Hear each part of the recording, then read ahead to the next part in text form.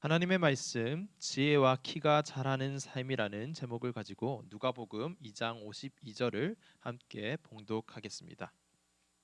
예수는 지혜와 키가 자라가며 하나님과 사람에게 더욱 사랑스러워 가시더라. 아멘.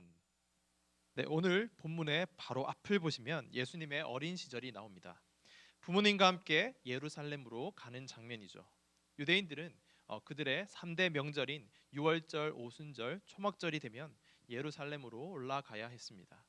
유월절이 되었기 때문에 예루살렘으로 올라가고 있는데, 유월절은 이스라엘 백성들이 애굽에서 출애굽할 때 노예로 살다가 모세의 인도를 받아서 출애굽할 당시에 애굽의 백성, 애굽에 믿지 않는 이집트에 믿지 않는 장자들이 하나님의 심판을 받아서 다 죽을 때에 문설주와 임방에 예수님의 피를 상징하는 이 어린 양의 피를 바른 집은 그 심판이 넘어간다라고 하여서 유월절입니다. 한마디로 하나님의 구원을 감사하고 기념하는 명절이 바로 유월절이다라는 것이에요. 그런 유월절이 되면 온 가족이, 온 이스라엘 백성들이 다 예루살렘으로 모여드는 것이죠. 그렇게 예수님의 부모님도 예루살렘으로 올라갔습니다. 그리고 유월절 절기에 모든 순서를 마친 후에 집으로 돌아갑니다. 그런데 돌아가는 길 가운데에 어린 예수가 없는 것을 발견했습니다. 어떻게 애를 놓고 이렇게 하루가 가도록 모르고 길을 갈 수가 있는가 생각이 되지만, 당시에는 친족끼리, 온 가족끼리 함께 무리를 지어서 움직였기 때문에 충분히 그럴 수 있었습니다. 어쨌든지 그렇게 아이가 없는 것을 발견하고는 막 찾아 헤맸어요. 그렇게 아이를 찾다가 사흘 후에야 예루살렘 성전에서 다시 만나게 됩니다. 그런데 그때 예수님의 모습이 참 특이합니다. 여러분, 우리가 어릴 때에 길을 잃을 때가 있는데 그러면 어떻게 하나요? 막 당황해서 막 울잖아요. 그런데 예수님은 부모님을 잃고 막 방황하여서 헤매고 다니고 또 울거나 그런 것이 아니라 성전에서 랍비라고 불리는 선생들과 함께 앉아서 그들에게 듣기도 하고 묻기도 하면서 토론을 하고 있는 것이에요. 그리고 예수님의 말을 듣고는 사람들의 반응이 다 그 지혜와 대답을 놀랍게 여겼다라고 말씀하고 있습니다. 이 모습을 보고 예수님의 부모님이 이렇게 말합니다. 아이야, 어찌하여 우리에게 이렇게 하였느냐? 우리가 얼마나 걱정했는지 아느냐? 예수님이 대답을 합니다. 어째서 나를 찾으셨습니까? 제가 제 아버지 집에 있어야 하는 줄을 알지 못했습니까? 라는 전혀 엉뚱한 대답으로, 이런 기가 막힌 대답으로 부모님께 답하고 있는 것이 바로 오늘 우리가 읽었던 본문 바로 앞에 나오는 이야기입니다. 그리고 바로 이어서 예수는 지혜와 키가 자라가며 하나님과 사람에게 더욱 사랑스러워 가시더라라는 말씀을 하고 있는 거죠. 오늘 우리가 함께 이 말씀을 나누면서 지혜와 키가 자라가는 삶이 어떤 삶인가, 그리고 지혜와 키가 자라가는 삶을 살게 되는 저와 여러분이 되시기를 주님의 이름으로 축복합니다. 여러분, 지혜와 키가 자라간다. 예수님께서 지혜와 키가 자라간다라고 했는데, 지혜와 키가 자라가는 삶은 어떤 삶일까요? 그것은 바로 하나님의 말씀 가운데 거하는 삶입니다. 왜냐하면 예수께서 이렇게 말씀했잖아요. 제가 제 아버지 집에 있어야 될 줄을 알지 못했습니까? 제가 제 아버지 집에 있어야 된다라는 그 말씀이 어떤 의미일까? 예수께서 성전에 계셨죠. 성전은 거룩한 전입니다. 그리고 하나님의 전이에요. 하나님의 집이에요. 그래서 성전에 계셨다라는 것은 하나님의 집에 있다라는 것이고, 하나님의 집이니까 당연히 하나님의 말씀이 있겠죠. 따라서 지혜와 키가 자라가는 삶은 하나님의 말씀 안에 거하는 삶을 뜻하는 겁니다. 그렇다면 예수께서 하나님의 말씀 안에 거하시면서 성전에서 랍비라고 하는 이 선생들과 함께 나누었던 이야기들은 무엇일까요? 성경에 이러이러한 이야기를 했습니다, 이러이러한 이야기를 했더라라는 그런 말씀이 나오지 않기 때문에 정확하게 알 수는 없어요. 그런데 예수님과 선생들이 있던 장소가 성전이었던 것과, 그리고 오늘 본문 앞에 47절을 보면 듣는 사람들이 다 그 지혜와 대답을 놀랍게 여겼다라는 이 말씀을 통해 미루어 살펴본다면, 아마도 성경에 대한 지식과 지혜, 그리고 질문과 대답이었을 거라고 추측할 수 있습니다. 어쩌면 죄에 대하여, 의에 대하여, 심판에 대하여 말씀을 나누었을 수도 있을 것 같아요. 태초에 하나님이 천지를 창조하시니라 라고 시작하는 이 성경은 어떤 책인가?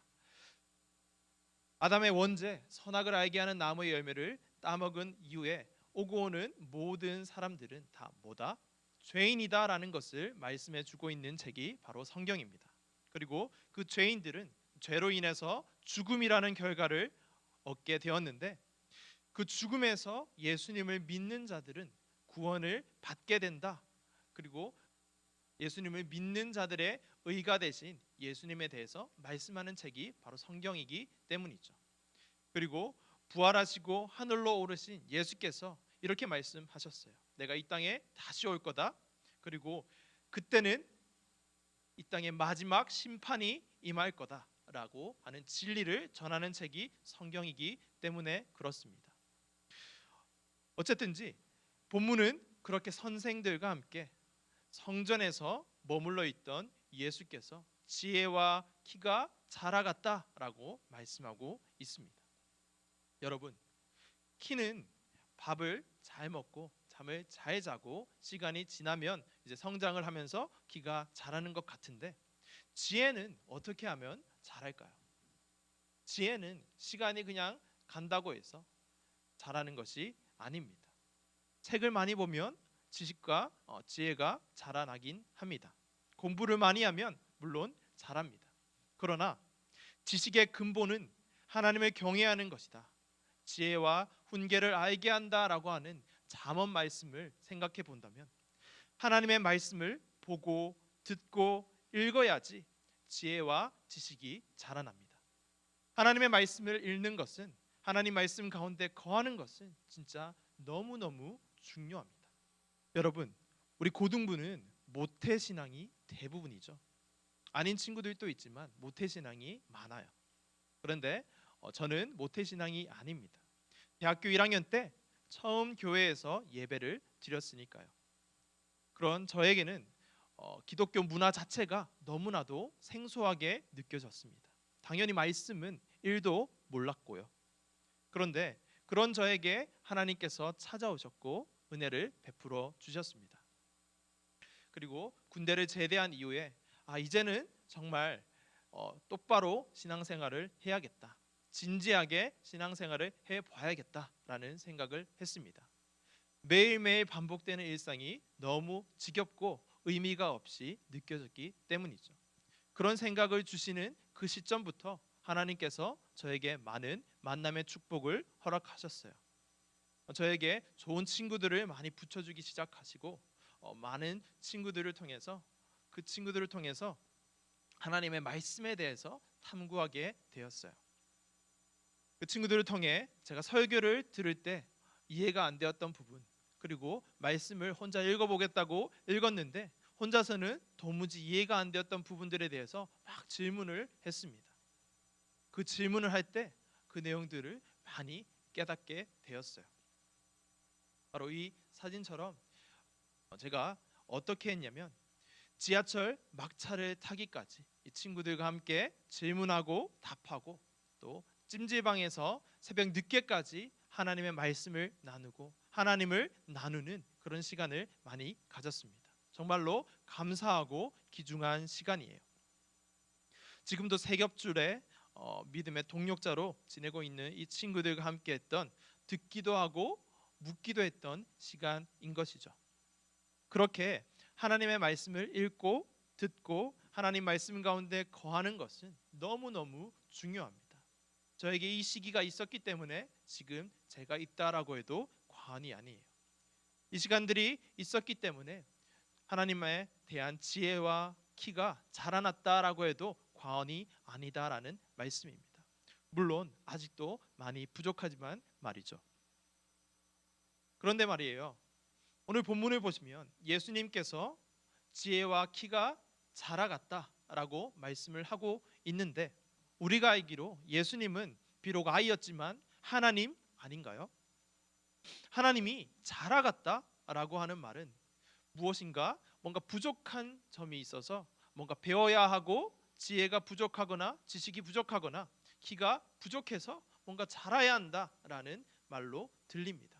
그게 말이 되는가라는 질문을 할 수도 있을 것 같아요. 하나님은 전지전능한 분이신데 뭔가 더 자라야 한다라는 것은 하나님을 부족한 분으로 만드는 것 아닌가라고 생각할 수 있다는 거죠. 어떻게 생각하시나요, 여러분? 그러나 이 말씀은 하나님이신 예수께서 무언가 부족하기 때문에 지혜와 키가 자라갔다라고 말하는 것이 아닙니다. 오히려 참 하나님이시면서도 참 인간이신 예수님을 말씀해주고 있는 거예요. 이 땅에 오신 예수님도 지적으로 육체적으로 자라갔다라는 것을 말해주고 있다라는 것이죠.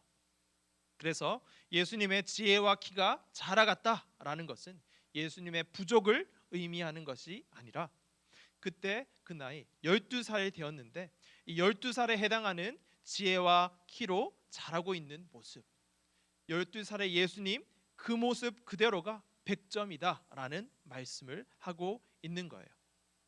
그러니까 예수님은 완벽한 하나님이시면서도 동시에 우리와 같이 때를 따라서 지혜와 지식과 키가 자라가는 그런 참 인간이셨다라는 말씀을 하고 있는 거죠. 제가 존경하는 교수님이 한 분 계시는데 그 교수님께서 이 부분에 대해서 말씀을 풀어주시면서 이런 이야기를 들려주셨습니다. 하루는 자녀 중에 한 명이 이런 얘기를 했다고 합니다. 아빠, 저도 아빠처럼 영어도 잘하고 공부도 잘하고 싶어요. 점점점 유유 막 이러면서 막 시무룩한 표정으로 하루는 얘기했다고 합니다. 자세히 설명하지는 않았지만 이 교수님에 대해서 여러분들이 들으신다면 입이 딱 벌어질 만큼 진짜 엄청난 분이시거든요. 어쨌든 이야기를 듣고 이 교수님이 이렇게 대답을 했다고 합니다. 누구누구야, 너 지금 그대로 100점이야. 아빠랑 비교하지 마. 너가 지금처럼 그대로 하나님과 함께하며 지혜와 지식이 자라가다 보면 아빠 나이가 되었을 때에는 아빠보다 더 뛰어날 거야. 그냥 너의 지금 모습 그대로가 100점이야 라고 말해 주었다고 합니다. 그러니까 예수님의 지혜와 키가 자라갔다라는 표현은 예수님의 부족함을 의미하는 것이 아니라 그냥 그 상태 그대로, 그때 12살의 예수님의 그 모습 그대로 참 하나님이시면서 참 인간으로 오신 예수님이다라는 것을 말해주고 있다라는 겁니다. 여러분, 여러분들도 여러분들의 모습 그대로가 100점입니다. 하나님의 말씀 가운데 거하시며 지혜와 키가 자라가고 있다면 그 모습 그대로가 100점이다라는 거죠. 혹시 여러분 가운데 나는 그렇지 못한데 어떡하지? 라는 마음이 드는 친구가 있습니까? 괜찮아요. 비록 우리의 모습 부족할 수 있지만 다시 한번 하나님의 말씀에 거하기를 원합니다라는 고백과 함께 하나님께로 나아가면 되는 거예요. 완벽히 맞아떨어지는 이야기는 아닐 수 있는데 이해를 돕기 위해서 이야기를 하나 하겠습니다. 제가 요즘에 응답하라 1988이라는 드라마를 보기 시작했습니다. 응팔을 보고 있는데 거기서 성동일 배우가 세 자녀의 아버지로 나오고 걸스데이 해리가 성덕선 역할의 딸로 나옵니다. 둘째 딸로 나오는데 이 둘째 딸은 이 덕선이는 언니 보라와 생일이 3일밖에 차이가 나지 않았어요. 그래서 항상 이렇게 언니와 함께 생일 축하를 해야 했습니다. 이런 거 보면 늘 둘째는 좀 서러운 것 같아요. 언니에게는 언니라서 양보해야 하고 막내에게는 막내이기 때문에 너가 양보해라는 이야기를 듣게 되기 때문에 그렇습니다. 어쨌든 이 과정에서 덕선이가 폭발을 합니다. 왜 나만 맨날 뒷전이야? 왜 나만 무시해? 라고 뻥 터진 거죠. 제가 리얼하게 살리진 못했는데 궁금하시면 찾아서 보시기 바랍니다. 왜 나만 맨날 뒷전이고 왜 나만 생일을 같이 해야 되고 맨날 양보해야 되냐라고 화가 난 거죠. 늘 허허거리며 성격 좋던 덕선이의 이 반응에 온 가족들은 다 당황합니다. 그리고는 3일이 지납니다. 이렇게 덕선이의 생일이 되었는데 이 덕선이의 이 상처받은 마음을 어떻게 위로해 줄 수 있을까라고 고민하던 아버지와 덕선이가 둘리 슈퍼 앞에 나란히 앉습니다. 덕선이의 생일을 축하해 주기 위해서였죠. 케이크에 촛불을 켜고 축하해 줍니다. 그리고 이렇게 말합니다. 우리 둘째 딸 생일 축하해. 그리고 아빠가 미안해. 아빠도 아빠가 처음이라 몰라서 그래. 미안하다. 라고 말합니다. 아버지도 아빠가 처음이라서 부족한 모습일 수 있는 거죠. 그렇다고 해서 그 아버지의 사랑이 100이 아니다고는 할 수 없는 것이죠. 최선을 다해서 100의 사랑으로 사랑하고 있기 때문에 그 부족해 보이는, 부족하게 느껴질 수 있는 그 모습 자체가 100점의 사랑이다라는 것이죠. 그 사랑을 100으로 바꾸는 이렇게 덕선이가 폭풍 눈물을 흘립니다. 이 대목에서 저도 참 마음이 짠해지면서 눈물을 흘렸는데요. 여러분, 지혜와 키가 자라가는 삶도 이와 비슷하지 않을까 생각합니다. 우리도 하나님의 말씀을 많이 들었지만 들은 그대로 살아내는 것은 어떤가요? 참 쉽지 않고 자꾸만 넘어질 때가 많죠. 그러나 그렇다고 해서 우리가 끝나는 것이냐? 그거는 아니에요. 우리의 부족한 모습이 많이 나타나고 넘어질 때도 많이 있지만 우리 모두가 예수님을 믿는 사람으로 살아가는 것이 처음이기 때문에 그렇습니다. 그러나 부족하지만 그럼에도 불구하고 하나님 말씀 안에 거하기를 원하고 애쓰고 노력한다면 그 모습 그대로가 100점이다라고 하나님께서는 말씀해 주고 계시는 거예요. 그렇다고 너는 100점이니까 마음대로 해도 돼. 그냥 그 있는 그대로가 100점이야 라고 나태함을 부리거나 게으르게 나아가서는 안 되겠죠. 우리 고등부가 요즘에 아무 말씀 챌린지를 하고 있죠. 아무 말씀 챌린지. 내가 좋아하는 구절 하나님의 말씀을 적고 SNS를 통해서 인증하고 다음 차례는 너야 라고 우리 친구를 지목하는 것을 하고 있어요. 이 작은 것들, 하나님의 말씀을 붙들고 이 말씀이 어떤 의미인지, 나에게 어떤 은혜를 주신 말씀인지 나누는 것, 이것도 하나님 말씀 안에 거하는 그 삶의 일부가 될 수 있겠죠. 그래서 여러분들이 이렇게 하나님의 말씀을 가지고 계속해서 나아가는 그 자체가 하나님이 보시기에 그냥 100점이다라는 말씀으로 이해할 수 있을 거예요. 하나님의 말씀을 알려고 하고 그 말씀을 내 삶 가운데 적용하려고 하고 기도하면서 몸부림치는 가운데 있다면 우리가 조금 부족하다 할지라도 여러분들의 있는 그 모습 그대로가 하나님 안에서 씨름하려고 하는 그 모습 자체가 그대로 100점이다라는 거예요. 지혜와 키가 자라가는 삶이 바로 그런 삶이다라는 말씀입니다. 사랑하는 고등부 여러분, 하나님의 말씀을 알기 위해서 하나님의 말씀 가운데 거하기 위해서는 어떻게 해야 합니까? 일단 하나님의 말씀인 성경을 집어 들어야 합니다. 그리고 펼쳐서 읽어야 합니다. 그리고 모르는 것들은 읽다가 성경에 모르는 것들이 나올 거예요. 모르는 것들은 어떻게 해야 할까요? 부모님께 물어볼 수도 있고 선생님께 물어볼 수도 있고 저에게 물어볼 수도 있습니다. 그렇게 말씀을 보고 듣고 묻는 가운데 반드시 하나님의 은혜를 경험하게 될 거예요. 그런 역사가 일어납니다. 아까 말했던 6월절이 도대체 그 깊은 의미는 무엇일까? 하나님이 나의 죄 때문에 십자가에 못 박혀 죽으셨다라는 것은 어떤 의미인가? 나는 누구이고 하나님은 어떠한 분이신가? 하나님은 나에게 어떤 은혜를 베풀어 주셨는가를 점점 더 깨달아 알게 된다라는 말씀이에요. 사랑하는 여러분, 하나님의 말씀 안에 거하시기를 바랍니다. 그래서 예수님처럼 날마다 지혜와 키가 자라가서 오늘은 요만한 100점이었다면 내일은 조금 더 자라서 이만한 100점으로, 그리고 계속해서 자라가서 정말 하나님 안에서 정말 큰 100점으로 지어져 가는 여러분이 되시기를 주님의 이름으로 축복하고 기도합니다. 이 시간 우리 하나님의 말씀을 기억하면서 함께 기도하시겠습니다.